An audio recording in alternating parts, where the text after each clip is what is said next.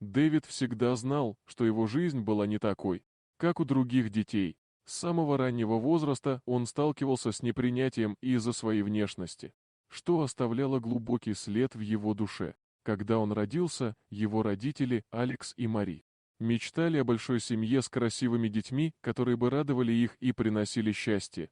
Они не стремились к богатству, а хотели обеспечить себе и своим детям скромную, но счастливую жизнь, наполненную теплом и заботой. Однако, когда на 18-й неделе беременности они узнали, что у них будет мальчик, их радость вскоре сменилась тревогой и беспокойством о будущем.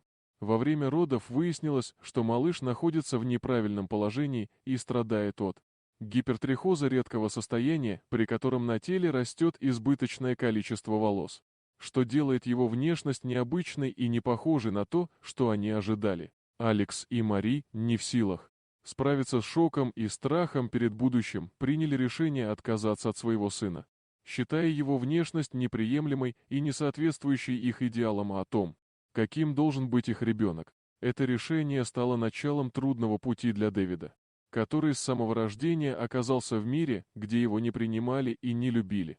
С того момента Дэвид оказался в детском доме, где его постоянно отказывались усыновлять. И он часто задавался вопросом, почему его никто не хочет, несмотря на все трудности. В 9 лет его жизнь изменилась. Пара Джейк и Лора, увидев в Дэвиде нечто особенное, решили взять его к себе. Они окружили мальчика любовью и заботой, и это дало ему возможность научиться принимать себя таким, какой он есть. С каждым днем Дэвид становился все более уверенным в себе и начал понимать, что его ценность не определяется внешностью.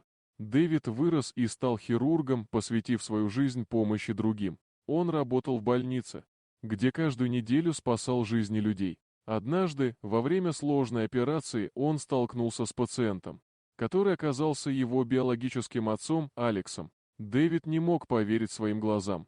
В этот момент его мир перевернулся.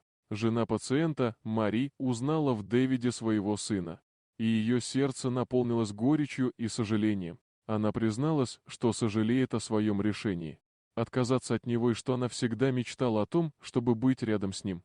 Однако Дэвид, несмотря на все эмоции, которые переполняли его, решил не раскрывать свою личность биологическим родителям. Он понимал, что прошлое не изменишь и что его жизнь с Джейком и Лорой была настоящей. Он оставил все старые обиды позади и продолжил свою жизнь, полную любви и заботы, которую он сам когда-то так ждал. Дэвид знал, что каждый ребенок, независимо от внешности, заслуживает любви и поддержки. Он стал примером для многих, показывая, что истинная ценность человека заключается не в том, как он выглядит, а в том, кем он является внутри.